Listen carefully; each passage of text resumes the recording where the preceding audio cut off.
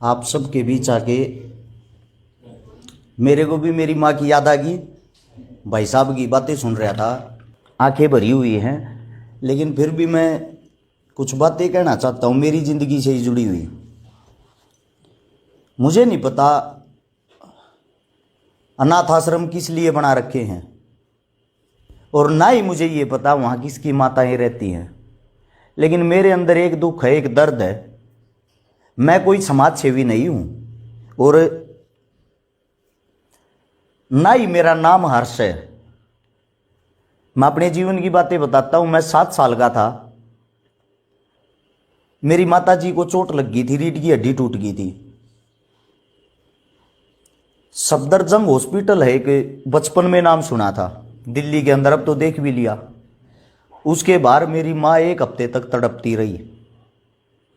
ना ही हमारे पास कोई सिफारिश थी, ना ही उस टाइम पे हमारे पास कोई पैसा था। पैसे के अभाव के कारण मेरी माता जी का इलाज नहीं हो पाया और मेरी माँ स्वर्ग सिधार गई। जिस समय मेरी माँ दुख में थी, दर्द में थी, मेरी माँ ने जो मेरा नाम रखा था वो मेरा नाम मेरे हाथ पे है। मेरा नाम हरीश रखा था। मैं थोड़ा सिद्धांती हूं, मेरे हाथ पैरों पे कुछ ना कुछ टैटू होंगे, लेकिन उन सब चीजों का कोई ना कोई मतलब है। मेरी माँ की बोलते समय जुबान लड़खड़ाती थी। मेरी माँ जब मेरे से पानी मांगती थी तो वो हरीश नहीं बोल पाती थी, वो मेरे को हर्ष बोल पाती थी। मेरी माँ तो नहीं रही, लेकिन मैंने यही सोचा था जो मेरी माँ की जुबान से मेरा नाम निकल रहा ना, मैं ये चाहता हूं सबकी जुबान से आने वाले समय में वही नाम निकले। और एक मेरा छोटा भाई बोल रहा था गरीबी के बारे में कुछ बात। पहले तो मैं आप लोगों को बता दूं, आज लगता है भाई ठीक ठाक कपड़े पहन रहा है, ठीक ठाक नहा धो के रस छिकारा खड़ा है। 7 साल की उम्र में माता जी चली गई थी, उसके 6 महीने बाद दादा दादी स्वर्ग सिधार गए थे। पापा इतना बड़ा झटका सहन नहीं कर पाए थे, जिसके कारण पागल हो गए थे। कम से कम 4 से 5 साल तक रोहतक पीजीआई में इलाज चला। मात्र 14 साल की उम्र में मैं जो बड़े बड़े ट्रक होते हैं, रोडी डस्ट के ट्रक खाली कर रहा था, और उसको खाली करने की जो दिहाड़ी होती है वो 300 रुपये मिलती है, जिसको मिलके 2 या 3 आदमी करते हैं। मेरी उम्र कम होने के कारण मेरे को 150 रुपये मिलते थे। काम मैं उनके जितना ही करता था, लेकिन मेरे को आधी दिहाड़ी मिलती थी। 6ठी क्लास में 12 रुपये फीस होती थी सरकारी स्कूल की, मैं दे नहीं पाता था। मेरी पढ़ाई बहुत ज्यादा वीक रही है, बहुत से भी बहुत ज्यादा वीक रही है, क्योंकि मैं पढ़ नहीं पाया। मेरे ऊपर कोई दबाव नहीं था, मेरे को कोई संभालने वाला नहीं था। लेकिन जीवन में मेरी मां ने 2 चीजें सिखाई थी। बेटा, एक तो नशा मत करना, एक किसी भी बहन बेटी को गलत नजर से मत देखना।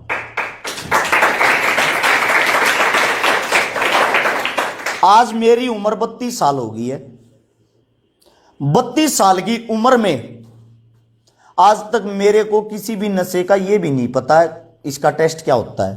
और सिवाय अपनी औरत के, जो मेरे सगे संबंधी, जैसे कि मेरी जो साड़ी भी, मैं उसको भी बहन कह के बुलाता हूं।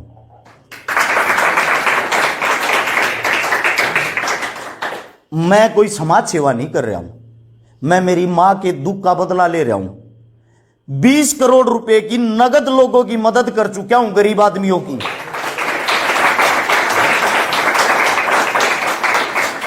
700 से 750 उन परिवारों की मदद कर चुका हूं जिनके घर पीने के पानी के लिए मटका भी नहीं था। किसी का इलाज करवाया तो किसी का एडमिशन करवाया तो किसी का ऑपरेशन करवाया।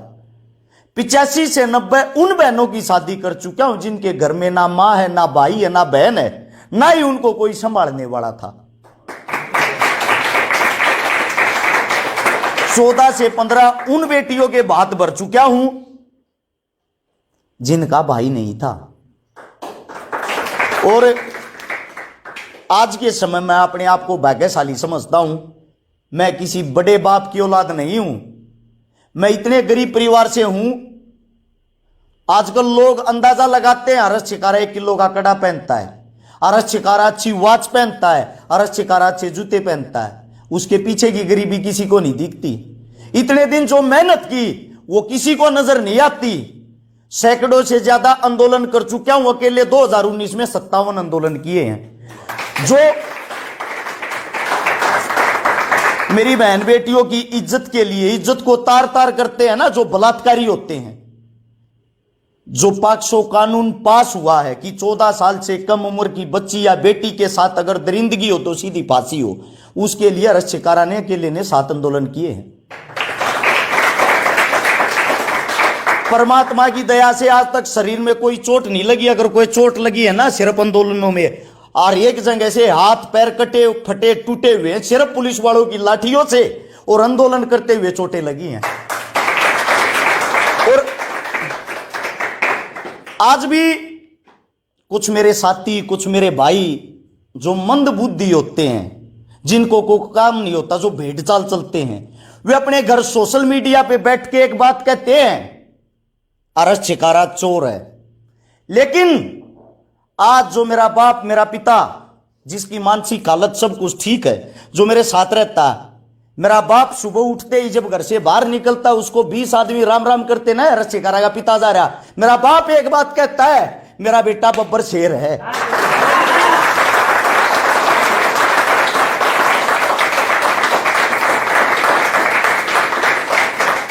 पैसा किसी के पास भी आ सकता, कहीं से भी आ सकता, कभी भी आ सकता है। मेरे साथियों, इज्जत नहीं आती। जो आप कमाने लग रहे हो ना, और जो कमाओगे वो इज्जत है जो अनमोल होती है, जिसकी कोई कीमत नहीं होती। आने वाले समय के आप लोग स्टार हो, अपनी इज्जत तार तार मत होने देना साथियों। उंगलियां उठाने वाले ऐसे ही रह जाएंगे। ये मैंने मेरे जीवन की सच्चाई बताई है। मैं अपने जीवन की जो सच्चाई वो इसलिए बता रहा हूं, मेरे मन में भी बार बार एक ख्याल आए, मैं मर जाऊं, मेरा क्या जीवन है। 2016 में ही मेरी शादी हुई है। जिस वक्त मेरी शादी हुई 64.5 लाख रुपए का मेरा कर्जा था। जिस वक्त शादी हुई, मेरा भाईचारा बहुत बड़ा है और मेरा भाईचारा पागल भी है। मेरे को मांगने से ही पैसे दे देता है। मेरा भाईचारा ही है जिसने कड़ा दिलवा रखा, घड़ी दिलवा रखी, कपड़े दिलवा रखे, सब कुछ। सच बताऊं तो 1 इंच जमीन भी नहीं है मेरे पास। ये मेरी रियलिटी है। अभी अभी मैंने 80 गौशाला में जो टूटी फूटी गौ माताएं होती है ना, जिनका कोई इलाज नहीं करता, जो रोडों पर घूमती हैं, आवारा गौ बोलते हैं जिनको, उन गौ माताओं के लिए 30 लाख रुपए का मोल किला जमीन दान दी है लेके। लोग सोच रहे हैं सब दिखावे के लिए कर रहे हैं, दिखावा है ये। मैं सभी साथियों को एक बात कहता हूं, ये दिखावा करके तो देखो साथियों, ये दिखावा करके देखो। कैया के नाम होते हैं ता बदनाम होते हैं, कई बदनाम होते हैं ता नाम होते हैं। आप सबका और हमारा नाम हुआ तो हम बदनाम हुए हैं। लोग ऐसे ही लगे रहेंगे, ऐसे ही चलते रहो। मंजिल बहुत नजदीक है। 0 से आप 10 पर आ चुके हो, अब 100 की स्पीड पर चलना आप लोगों के हाथ में है। बहुत ज्यादा प्यार प्रेम मिला, बहुत ही अच्छा लगा यहाँ के। मैं फिर दोबारा से ये बात कहता हूं, जो पढ़ाई में, गरीबी में मेरी कसर रही थी, कमी रही थी, अरश शिकारा आप लोगों को बता देना चाहता, आज मैं वो पूरी कर रहा हूं। हाल फिलहाल ग्रेजुएशन कर रखी है, आयुर्वेदा कर रखी है, लॉ का फाइनल ईयर चल रहा है। और पढ़ा लिखा नहीं हूं मैं, पढ़े लिखे तो एक से एक है। बहुत ही जबरदस्त इंसान हैं जिनके पैर धो धो पीने चाहिए। जैसे कि मैं यहां बैठे हुए इंसानों की बात करता हूं, मेरी बहन जिसका बोलने का तरीका अलग था, एक भी शब्द ऐरा पैरा कैसे हो जाए। ये वो एक मेरा भाई था पीछे, ये लंबा भाई, नाम तो मेरे दिमाग से निकल गया, क्या नाम भाई का? दीपक भाई। इसकी आवाज में जो करारापन है ना, बहुत कम आदमियों की आवाज में होता है। मतलब आप लोगों को, हर इंसान के अंदर कुछ ना कुछ खास बात है, कुछ ना कुछ अच्छी चीज होती है। जो भी आप लोगों के अंदर अच्छी चीज है ना, उसको निखार कर बाहर लेके आए, किसी की कॉपी ना करें। 100% आप लोग कामयाब हो गए, क्योंकि आपको भगवान देख रहा है।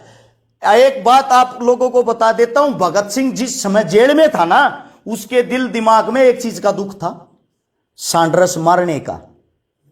आजादी कभी भी खून खराबे गोली से नहीं आई, कलम से आई है। भगत सिंह ने जो जेल में बैठ के जो बातें लिखी हैं, जो अपने दिल दिमाग को खोल के लोगों को अपने विचार दिखाए हैं। आजादी उन चीजों से आई है, जो क्रांति आती है वो आप लोगों की कलमों से आती है। अपनी कलम को मत बिकने देना, अपनी कलम को मत टूटने देना।